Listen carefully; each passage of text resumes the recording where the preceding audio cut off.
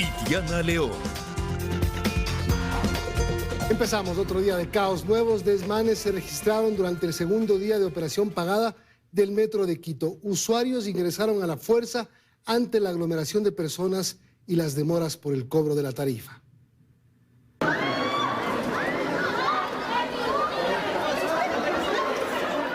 La molestia de los usuarios fue evidente cuando a la fuerza, entre gritos y empujones, ingresaron por uno de los accesos de la estación Quitumbe en el sur de la capital. Por favor, hacemos una fila o si no, aquí ya va a cerrar y no va a vender.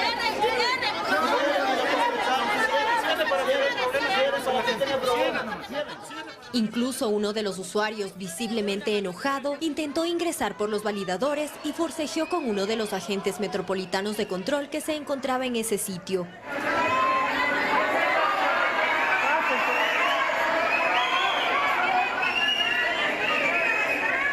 Imagínese golpes, agresiones irrespetuosos. No es justo, no es justo. Estamos peor que el día de ayer, o sea, no tomaron ninguna solución de habilitar otros turnos o de habilitar más taquillas, pero no lo hicieron. Las mismas dos personas de ayer el día de hoy, en vez de dar soluciones o dejar pasar como lo hicieron en la tarde del día de ayer, nos tienen aquí más de una hora. Personal de la Policía Nacional tuvo que acudir a la estación para evitar más desmanes.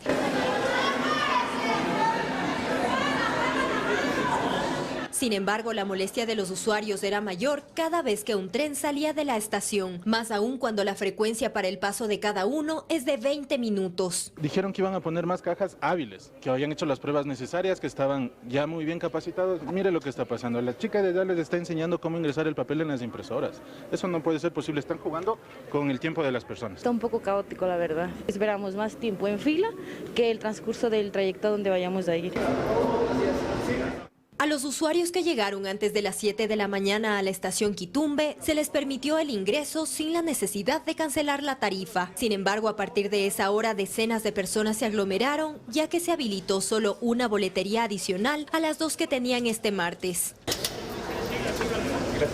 El alcalde de la capital, Santiago Guarderas, por su parte, aseguró que ya se están adoptando los correctivos necesarios, además que se analizan varias opciones para evitar nuevamente esta situación. Tenemos que aumentar el número de taquilleros, que tengamos tickets preimpresos, que disminuyamos el tiempo de intervalo. Asimismo, a través de redes sociales, el alcalde electo Pavel Muñoz cuestionó la forma en la que la actual administración está manejando la operación pagada del metro. El metro debería mover 400,000 pasajeros al día.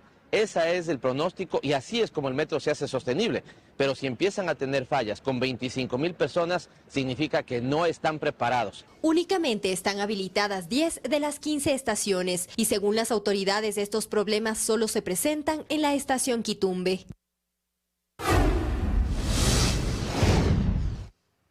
El presidente Guillermo Lasso firmó el decreto 730 con el que declara el terrorismo como amenaza al Estado y dispone a las Fuerzas Armadas ejecutar operaciones militares contra las organizaciones delictivas.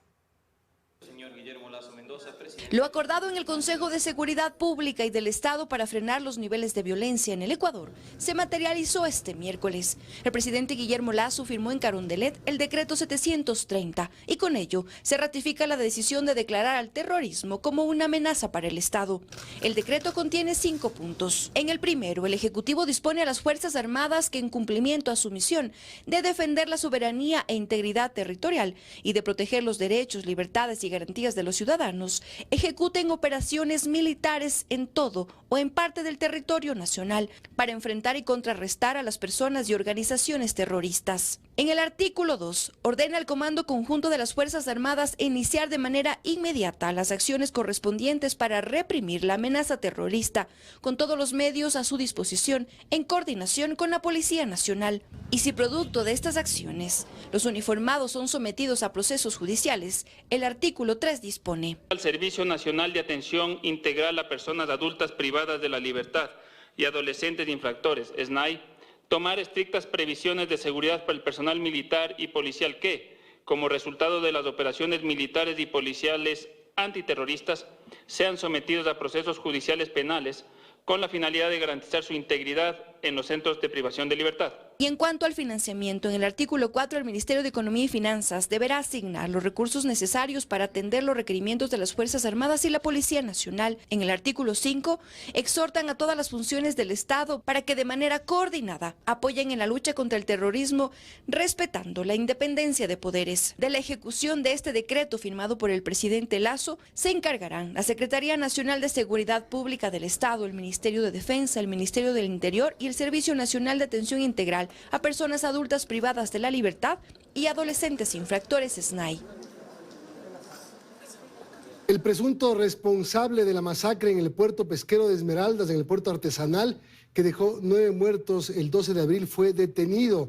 La detención ocurrió tras varios allanamientos en los que también se aprehendió a otras 5 personas, 2 de ellas mujeres, y también armas.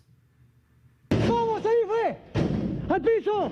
En el sector de Codesa, al sur de Esmeraldas, cerca del comando de la Policía Nacional, durante un allanamiento, fue capturado alias Calvo, quien habría coordinado y planificado la masacre en el puerto pesquero de Esmeraldas, en el que resultaron 9 personas fallecidas y 3 heridas el pasado 11 de abril. Realmente hemos capturado a delincuentes avesados que han atacado a instituciones públicas, privadas, a miembros de los hombres de la Policía Nacional y Fuerzas Armadas. Fausto Buenaño, jefe de la policía en Esmeraldas, indicó que el detenido perteneció a la banda de los gángsters, pero luego se cambió de bando al grupo de delincuencia organizada Los Tiguerones. Pero a pesar de que a Calvo se le culpan de varios asesinatos en Esmeraldas, la Policía Nacional afirmó que no tiene antecedentes penales. Porque era una persona que delinquía, cometía su hecho violento y enseguida salía de la provincia y se iba a esconder en otro lado o se subía a la montaña. Asimismo, Buenaño informó que con alias Calvo son 4 los detenidos como los responsables del ataque armado en el puerto pesquero, cuyo objetivo era eliminar a alias Papá, quien integraría el grupo denominado Los Patones, pues al no encontrar el objetivo, los criminales realizaron el acto devastador que dejó víctimas colaterales. Murieron gente inocente, gente trabajadora del sector, gente humilde y con el fin de dejar un mensaje al resto de personas.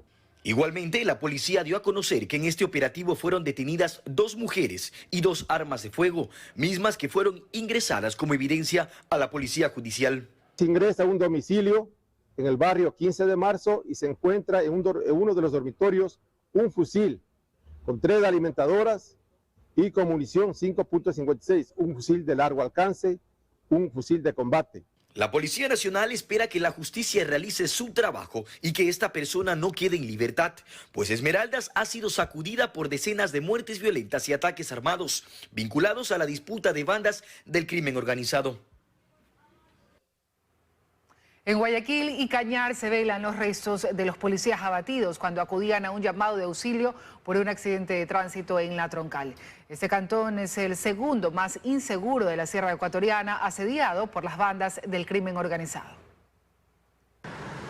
En La Troncal, una población con alrededor de 70.000 habitantes. Hay hermetismo. Este miércoles, quienes viven en este cantón de la provincia de Cañar amanecieron consternados. En medio del estupor por el asesinato de 2 policías, Iván Alcíbar y Henry Toalombo, quienes fueron acribillados en la vía La Troncal El Triunfo, tras haber acudido al sitio por una alerta de tránsito. Escuchamos fue los impactos, nomás. Pena porque son seres humanos. Sus restos actualmente son velados. Al cuartel modelo de Guayaquil fue trasladado uno de los agentes. En su honor se levantó una capilla ardiente. Al otro servidor abatido este martes lo llevaron a su ciudad natal, Cañar. Según las primeras indagaciones, los agentes que pertenecían a la unidad de tránsito de la jurisdicción fueron enviados a verificar el accidente y fue justo cuando se movilizaban hacia el siniestro que un individuo que iba en un automotor beige los atacó. El sujeto disparó un arma larga en reiteradas ocasiones. Son trasladados al hospital donde los médicos proceden a dar los primeros auxilios y tenemos el sensible fallecimiento de los 2 compañeros. Minutos antes, informó la Policía Nacional, otros elementos del eje preventivo frustraron un robo en una entidad bancaria de La Troncal. Hubo una persecución en la que uno de los sospechosos murió y otros 3 fueron aprendidos. Se investiga si hay relación entre ambos sucesos. Pues cabe la posibilidad de que se trate de una retaliación por el trabajo que hace la Policía Nacional en contra del crimen organizado aquí en La Troncal. El segundo segundo cantón más inseguro de la Sierra Ecuatoriana. Cañar, de hecho, es la provincia de la región con la tasa más alta de homicidios, 26 por cada 100.000 habitantes. Más del 60% de las muertes violentas, de acuerdo con la unidad de inteligencia de la policía, están relacionadas al microtráfico. Y 8 de cada 10 se dan en La Troncal, un cantón que está asediado por bandas del crimen organizado. Aquí está totalmente inseguro de las muertes y tantas cosas. Son dos las organizaciones delictivas que se disputan el territorio en La Troncal, los lagartos y los choneros. Uno de los líderes de esta última agrupación es Junior Roldán, alias JR, quien tiene consolidada su presencia en cantones vecinos como Naranjal y El Triunfo, de donde es oriundo. Policía cree que Junior busca extender su poder a La Troncal, en donde es fuerte la presencia criminal de la banda de los lagartos. En La Garzota, en el norte de Guayaquil, la policía logró frustrar un asalto. 2 sujetos en moto interceptaron a un ciudadano que había retirado dinero horas antes. Al verse acorralado, el hombre golpeó con su vehículo la motocicleta en la que se transportaban los delincuentes. La policía acudió repeliendo el ataque y, como resultado, los antisociales fueron dados de baja, en tanto que en Piñas, en El Oro, un uniformado resultó herido cuando un sujeto, quien evadió un control policial, disparó. Los uniformados respondieron acabando con la vida del sujeto. 2 de sus cómplices fueron detenidos. Además, se decomisaron armas de fuego y municiones.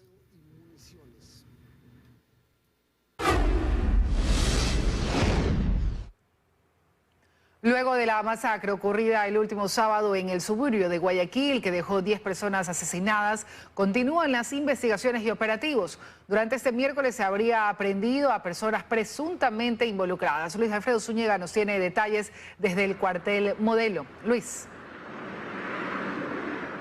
Así es, ¿cómo están? Muy buenas noches. Sí, realmente durante esta jornada se han llevado a cabo varios operativos por parte de la Policía Nacional para intentar dar con los responsables de la masacre ocurrida el último sábado en el suburbio de Guayaquil. Y a esta hora de la noche se conoce que hay resultados. Preliminarmente se ha mencionado que al menos habrían 3 personas aprehendidas, presuntamente implicadas en este caso, del cual también se han revelado nuevos detalles.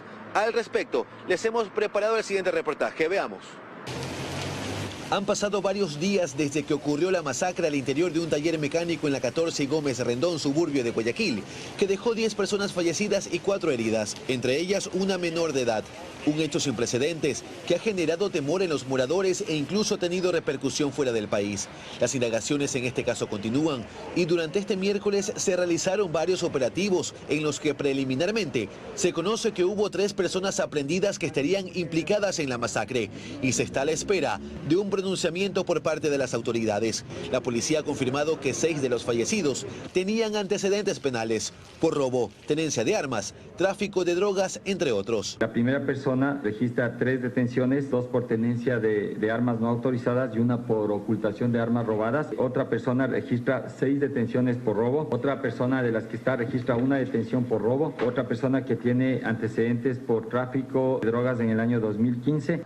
Otro de los datos que se ha revelado en las últimas horas es que el taller mecánico pertenecería a un miembro de las Fuerzas Armadas en servicio activo. Al día de hoy, el taller mecánico permanece cerrado. La policía indaga también si este sitio se utilizaba para cometer actividades ilícitas. Y es que cuando los uniformados registraron el lugar, hallaron 3 vehículos reparados. Sin embargo, posteriormente en una bodega encontraron otros 19 autos siniestrados. La policía indaga la procedencia de los autos y con lo hallado no se descarta que lo ocurrido se deba a lucha entre bandas dedicadas al robo de autos e incluso tráfico de drogas. Este miércoles se informó además que se halló un vehículo que habría participado en la ejecución de varias muertes violentas, por lo que se investiga también si fue usado para la masacre en el suburbio de Guayaquil.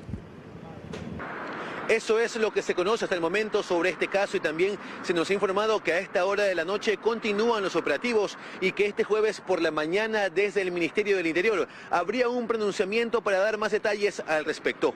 Con esto los dejamos con mucho más en estudios. Muy buenas noches. Buenas noches, Luis Alfredo, gracias. Vamos a la política. A semana seguida el Partido Social Cristiano pierde otro legislador. Con esto el bloque se queda con 14. Para los interpelantes del juicio político contra el presidente Lasso, ellos dicen que esto no les afecta y que tienen los votos. Una nueva baja en el PSC.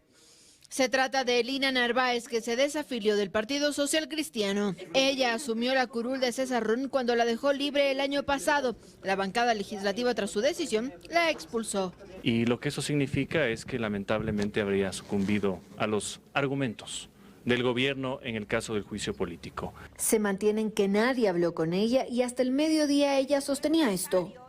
Me he separado del bloque. Yo sigo perteneciendo al bloque social cristiano. Pero ahorita me sorprendió fue el comunicado que sacaron la bancada y ya está en redes lo de la bancada, que supuestamente me dan a entender que yo me he vendido con el gobierno. Y yo no hablo ni con el gobierno ni con nadie de mi bloque. Sin embargo, en horas de la tarde envió esta carta a Jaime Nebot, donde dice se declara independiente, no sin antes señalar que se ha mantenido en silencio al ver que la bancada se ha desviado de sus objetivos, que hay desorganización interna y que se han generado presiones. El PSC estaría entonces en una crisis interna, pues se habla de que otros 2 legisladores abandonarían sus filas. Ahora, esto según la solicitante del juicio político contra el presidente de la República, dice que no afectará a los votos que ya tienen para la destitución. ¿Cuántos votos cuentan ustedes al momento? 95 votos. Mientras tanto, avanza en la Comisión de Fiscalización la elaboración del informe sobre este proceso, aunque una carta firmada por 3 asambleístas de UNES lo sorprendió, pues se señala que advertimos con respeto, pero con firmeza, que de recibir un documento en el que no se incorpore la posición de todos los miembros de esta comisión, presentaremos las quejas administrativas y denuncias penales. Esta es una grave amenaza que vulnera la ley orgánica de la función legislativa, que impide el trabajo autónomo y libre de los 2 asesores y su equipo de apoyo. Veloz dice que esto no es una amenaza, pero no tiene confianza en Villavicencio y por eso incluso han elevado desde el PSC una consulta jurídica sobre el informe. De la ciudadanía, que el legislador Fernando Villavicencio no va a realizar un informe de acuerdo a la verdad procesal, de acuerdo a las pruebas que se han anunciado. Desde el gobierno se mantienen en que el proceso está caído porque no se ha podido probar la responsabilidad política de Lasso.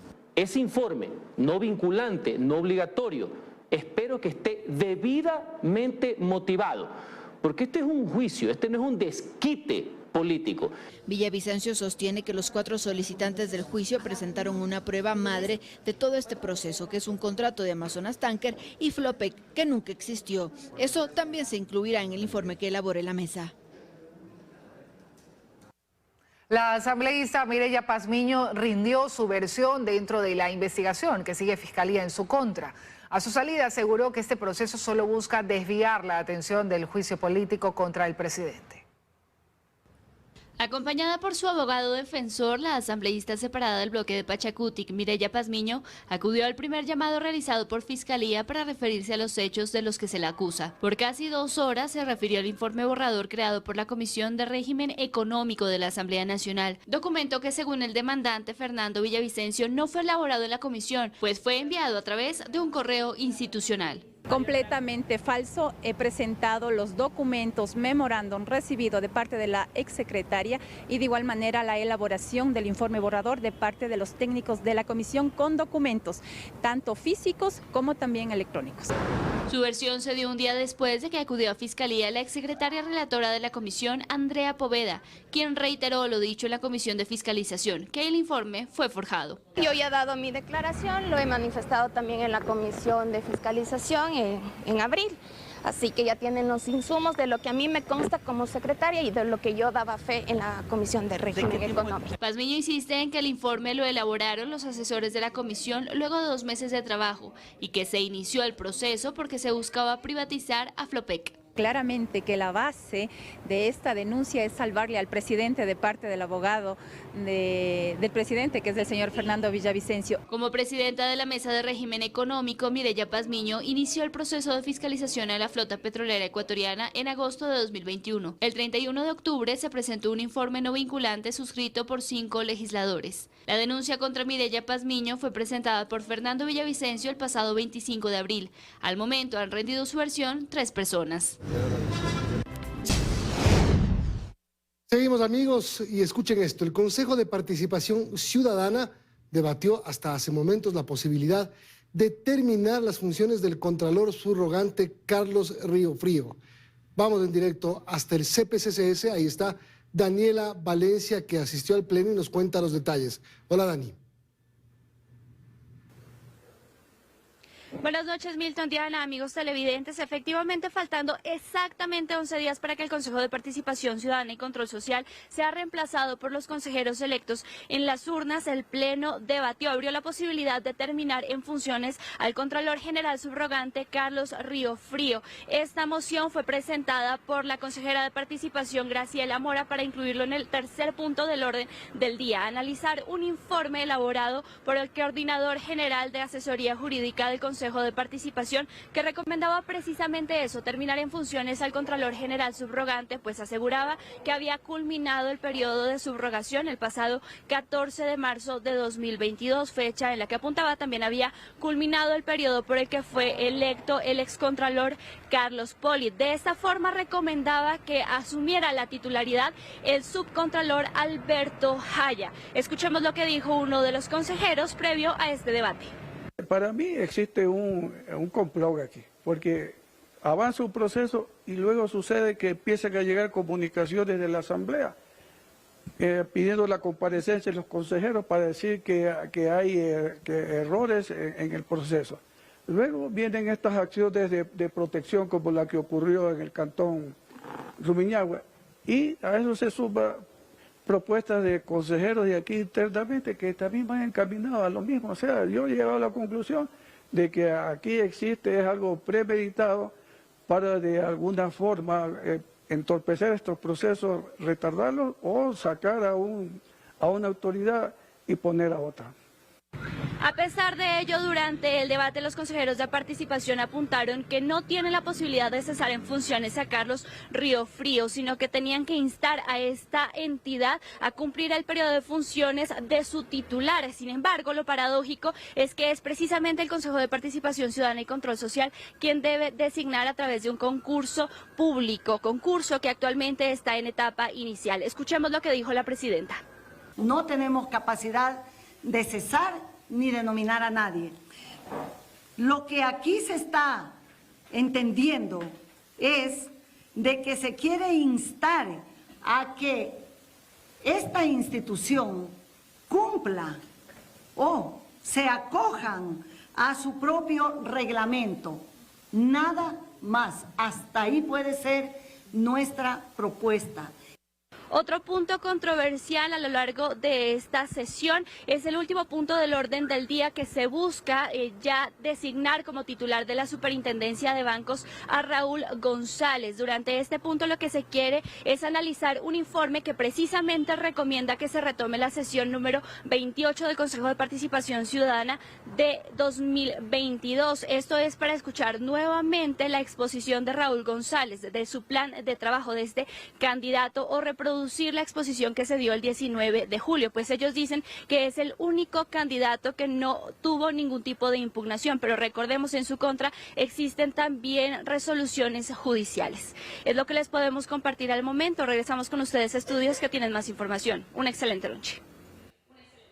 Buenas noches, Daniela, gracias por la información. Y el coordinador nacional de Pachacutic, Marlon Santi, denunció irregularidades en el proceso electoral para elegir a su sucesor y responsabiliza de ello a Leonidas Sisa. Se sigue esperando el pronunciamiento del Tribunal Electoral del movimiento. ¿Cómo pasó eso? La división en Pachacutic se ahonda. Marlon Santi, quien continúa siendo el coordinador nacional de esa organización política, denunció las irregularidades que se habrían cometido el pasado 29 de abril en el proceso electoral. Impidieron que muchos de los que estuvieron en el padrón no votaran. Yo, que soy coordinador nacional, no estuve en el padrón, respeté esa decisión del Tribunal Electoral. ¿Y no votó? Y no voté. Pero Leonidas Sisa votó sin estar en el padrón. Sí. Que se haga un nuevo proceso electoral, donde se respete los delegados de cada provincia. Hay 2 impugnaciones presentadas, pero tendrán que esperar a que el Tribunal Electoral de Pachacutic se pronuncie, y este podrá hacerlo en 2 caminos. El primero, ratificar a Guillermo Churuchumbi como el nuevo coordinador nacional, y el segundo, convocar a nuevas elecciones. Santi responsabiliza de esta evidente división de la organización a Leonidas Sisa, quien dice actúa respondiendo únicamente a aspiraciones personales. Hay una presión para el movimiento para coger la conducción del movimiento, porque tienen intereses de estar de candidatos en el 2025 para la presidencia de la República. Y frente a amenazas de aplicar justicia indígena a los asambleístas de Pachacuti que no voten a favor del juicio político, señaló: no hace falta amenazar porque si no cumplen hay otro procedimiento que hacer. La justicia indígena igual tiene un debido proceso. A mí ya me han castigado como 3 veces, pero yo no he acudido porque tengo mi jurisdicción. Yo soy quichua amazónico y a mí tienen que hacerme justicia en mi territorio, mis jueces ancestrales, mis curacas. No unos guambras guainanderos. Finalmente rechazaron la violencia y dijeron que no permitirán que el salvajismo se tome sus filas. La formulación de cargos en contra de 2 vocales del Consejo de la Judicatura y un juez de Pichincha por el delito de tráfico de influencias podría diferirse. Los funcionarios son acusados de intentar influir en jueces para intentar salvar a la presidenta de la Asamblea de entonces, Guadalupe Llori. El presidente de la República personalmente me ha llamado el día de hoy y me ha pedido que, si es posible apoyar, que se le apoye. La publicación de este audio apenas muestra un fragmento de las aparentes intenciones del vocal del Consejo de la Judicatura, Juan José Morillo, quien en junio del 2022 habría intentado influir en los jueces de Pichincha para salvar a Guadalupe Llori y regresarla a presidir el legislativo. Como ven, las fuerzas políticas tampoco están queriendo y pretendiendo cambiar. Y ha pasado prácticamente un año y gracias al testimonio de una testigo de esa inusual reunión entre vocales y jueces, la Fiscalía ha encontrado los elementos suficientes para procesarlos por presunto tráfico de influencias. La fiscal Diana Salazar advirtió que hay contundencia en la investigación. Con el testimonio anticipado de una servidora judicial que acredita los hechos. Con Ciudadanos, tenemos un caso sólido sobre un presunto abuso del cargo en el que se ejerció influencia en otros servidores judiciales para fallar en una causa. Lo cierto es que los indicios que se conocen hasta hoy nos llevan a hablar de una reunión entre 2 vocales de la Judicatura y 3 jueces. De los 5 estaría identificado el promotor y el anfitrión que ofreció la oficina particular. Se conoce que esta reunión se dio en junio del 2022 en este edificio y fue convocada por Juan José Morillo, Maribel Barreno, ambos vocales del Consejo de la Judicatura, además del juez provincial de Pichincha, Vladimir Jaya. A esta reunión acudieron 2 personajes más que habrían sido traídos vía engaños. Recordemos que la Corte de Justicia de Pichincha queda apenas a una cuadra de este edificio. En esta reunión se habrían dado algunas propuestas comprometedoras. Frente a los asambleístas de la Comisión de Fiscalización, el vocal Juan José Morillo no logró negar que la voz del audio con las impertinentes sugerencias sea la suya. Señores asambleístas, como ustedes pueden apreciar del propio audio difundido, este es incompleto. Distrajo la atención de los asambleístas hablando de varias reuniones entre autoridades, que son normales en su gestión, dijo. Como vocales, hemos tenido reuniones con las más altas autoridades de las demás funciones del Estado. Pero sin detalles sobre esta cita en la que fue anfitrión en la oficina que rentan las empresas de sus hijos, como consta en estos registros. Ustedes no encontrarán ninguna palabra y peor frase en la que se dé una disposición u orden a ninguno de los jueces. Para el presidente del Colegio de Abogados de Pichincha, Paulo Caña, este tipo de reuniones y cuestionamientos que pesan sobre las autoridades del ente rector del sistema judicial deben ser aclaradas. Sugiere incluso que los vocales se defiendan fuera de sus funciones. Deberían pedir licencia al Consejo de la Judicatura mientras tienen este tiempo para poder defenderse y también poder presentar sus descargos. Es cuestionable, por supuesto que sí.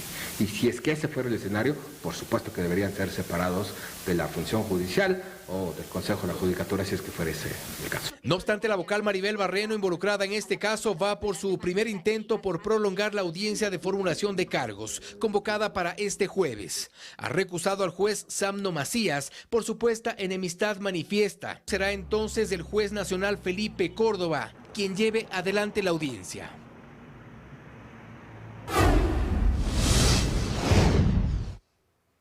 Tres toneladas de droga fueron incautadas en uno de los puertos de Guayaquil. El cargamento ilícito tenía como destino Europa. Con esto ya son 67 toneladas incautadas en lo que va del año en el país. La policía hizo la verificación del cargamento de varios contenedores y fue ahí donde encontró la droga en sacos de harina contaminados.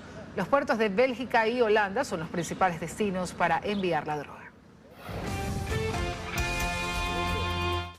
Seguimos. El presidente Guillermo Lasso recibió en el Palacio de Carondelet al ministro de Relaciones Exteriores del Brasil, Mauro Vieira. En el encuentro se ratificaron los acuerdos entre los dos países en materia de seguridad y medio ambiente.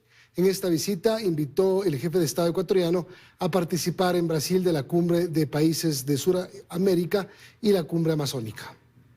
Constatamos que la lucha contra el crimen organizado internacional constituye una prioridad de ambos nuestros gobiernos.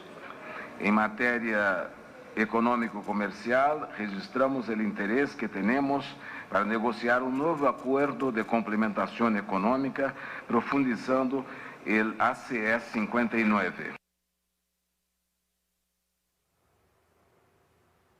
Aprovechando el Día de la Libertad de Expresión, el presidente de la República, Guillermo Lasso, condecoró al comunicador Alfonso Espinosa de los Monteros tras su retiro luego de 56 años ininterrumpidos en la televisión ecuatoriana. La condecoración de la Orden Nacional al Mérito en el grado de Comendador, que es un reconocimiento civil que se entrega a los ciudadanos que han logrado servicios extraordinarios para la nación, fue entregada en un evento dentro del Palacio de Carondelet, enfatizando su compromiso y agradecimiento con la profesión. Pero comprenderán, pues, son 56 años en la televisión, 8 en la radio y unos 81 años bien llevados sobre los hombros. Entonces yo consideré, pues, que era el momento de retirarme ya, sobre todo para que la pléyade de jóvenes periodistas puedan tomar la primera posición en esta misma causa, en esta misma lucha. No hay democracia si no hay libertad de expresión. Y